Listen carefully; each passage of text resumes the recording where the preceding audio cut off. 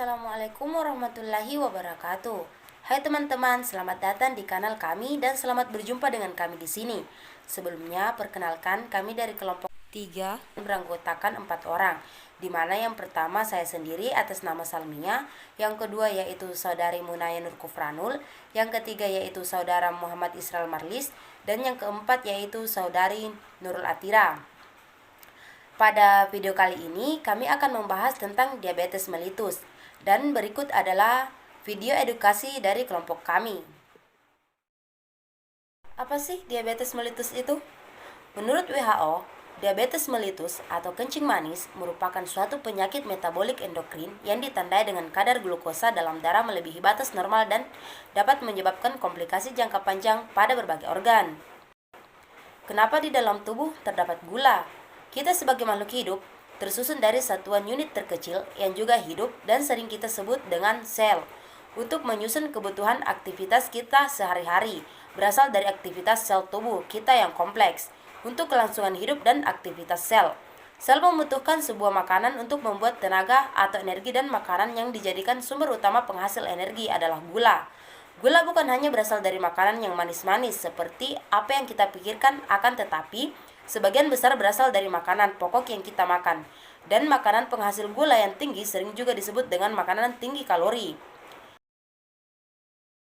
Ketika sel-sel di dalam tubuh membutuhkan sebuah energi untuk beraktivitas, maka dengan bantuan insulin, gula di dalam darah akan masuk ke dalam sel untuk kemudian diolah menjadi energi oleh sel yang ada di dalam tubuh. Kemudian, apa itu insulin? Insulin adalah sebuah hormon yang dihasilkan oleh salah satu kelenjar endokrin yang disebut dengan pankreas, dan kadar insulin akan selalu disesuaikan dengan kadar gula dan tingkat energi yang dibutuhkan oleh tubuh. Jika diibaratkan, sel adalah sebuah rumah, kemudian gula darah manusia, maka insulin adalah kunci untuk membuka pintu masuk ke dalam rumah tersebut.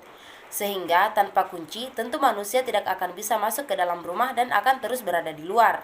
Maka bisa diambil kesimpulan bahwa insulin adalah sebuah syarat agar gula bisa masuk ke dalam sel, yang kemudian akan diolah menjadi sebuah energi.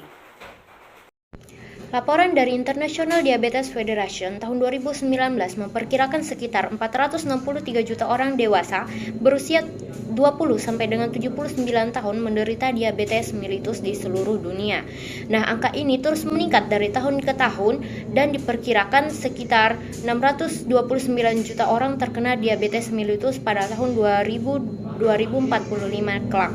Nah, negara Indonesia saat ini masuk ke dalam peringkat 7 besar sebagai negara dengan jumlah penderita diabetes mellitus tertinggi di dunia, dengan jumlah penderita diabetes mellitus sekitar 10,7 juta orang. Menurut riset kesehatan tahun 2018, prevalensi tertinggi diabetes mellitus di Indonesia diperoleh di daerah DKI Jakarta, yaitu sebesar 3,4%, dan Bali merupakan salah satu provinsi yang memiliki angka kejadian diabetes mellitus yang tinggi, yaitu sebesar 1,7% pada tahun 2019, dan angka ini meningkat sebanyak 0,2% di tahun sebelumnya, yaitu 1,5% pada tahun 2013.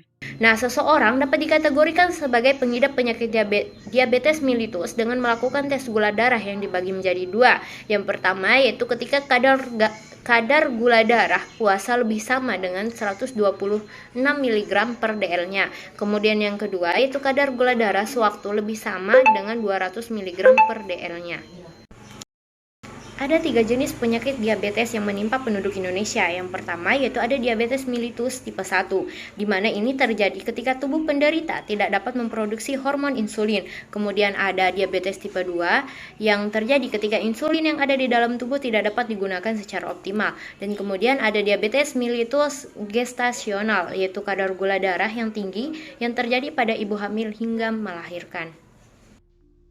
Jadi adapun beberapa faktor risiko dari penyakit diabetes mellitus ini, yang pertama itu kegemukan. Jadi berat badan melebihi lebih dari 23 kg dan lingkar perut bagi pria itu lebih dari 90 cm dan bagi perempuan lebih dari 80 cm.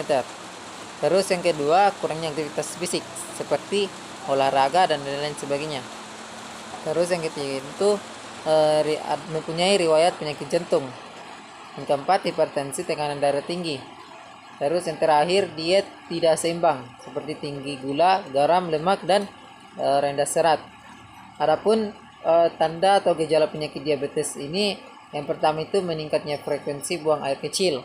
Yang kedua, rasa haus berlebihan, penurunan berat badan, kelaparan, kulit jadi bermasalah, penyembuhan lambat, infeksi jamur, iritasi genital, pandangan yang kabur, dan kesemutan atau mati rasa.